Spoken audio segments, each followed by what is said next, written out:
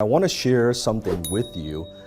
It's interesting because a lot of people, they would perceive entrepreneurs take a lot of risk, right? They take crazy amount of risk. They bet everything they've got.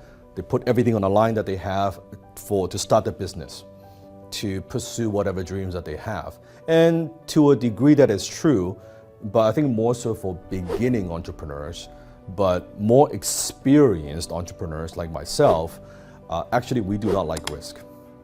One thing I've learned in business is business success is not about doing a lot of smart things. Business success is about doing less dumb things. Because you think about, for most successful people's career, you'll notice if you study their whole lives, you'll notice they actually, most of us, we make a couple key moves in a few critical times.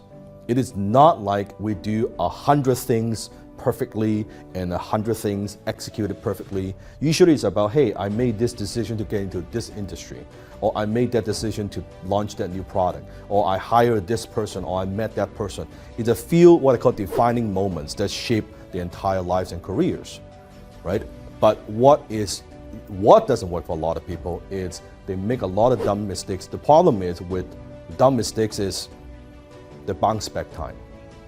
It's not just making the mistakes, how much the mistake costs, is how much it takes for you to solve that, learn from that, and then bounce back, right? It's the do-over that's very costly, right? If you start a business, you fail, you go bankrupt, well, it takes you probably years to get back to where you were, just back to normal, right? That do-over costs a lot of time, and every single do-over takes a lot of time.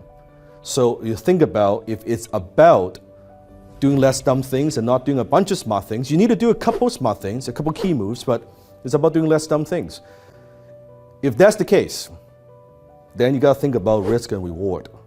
And a lot of entrepreneurs get into trouble, even smart entrepreneurs get into trouble because of one word: greed. They get greedy. They bet, they risk something that they have to pursue something they actually don't need, right? I was reading a piece of news actually on the internet that a successful entrepreneur, actually in Hong Kong, have a very successful business, but they got into the stock market, over leverage, a bunch of margin calls. They lost everything he has. Not only he owes now millions and millions of dollars, but lost his core business. His core business is successful, but because he wants more, because of greed, he bet everything he's got. He over leveraged for this particular investment to bet on the stock market, and then lost not only from the stock market, but his core business. That's very, very sad. He could avoid that by understanding the risk and reward kind of ratio. Understanding how do you take calculated risk. From my perspective, I do not like risk at all. And in fact, anything that I do, the first thing I think about is not how much money I would make. I think about how much money I could potentially lose. So I want to give you and leave you with a few questions. Before you make any decision, especially financial decision, business decision, right? A money decision, ask yourself these 3 questions, okay? How much money could you potentially lose? Now, how much money you can make, how much money could you potentially lose? What is the downside? What is the downside? Not being overly optimistic. It's easy to be overly optimistic. What is the downside? And the third question is, can I live with the downside? Think about this entrepreneur. If he was to ask himself, hey, what could I potentially lose? Well, everything. If I was to bet on this, right, over leverage, I could potentially lose my core business, lose everything I've built over the years. He would have said, no, that's not very smart, right? What is the downside? The downside is I could be living on the street. Can I live with the downside? The answer should be no.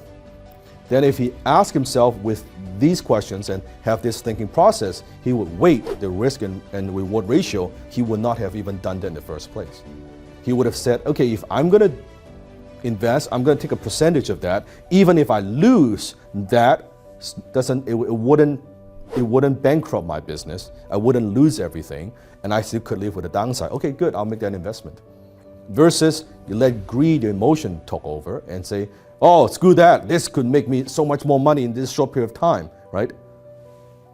He forgot the risk and reward ratio.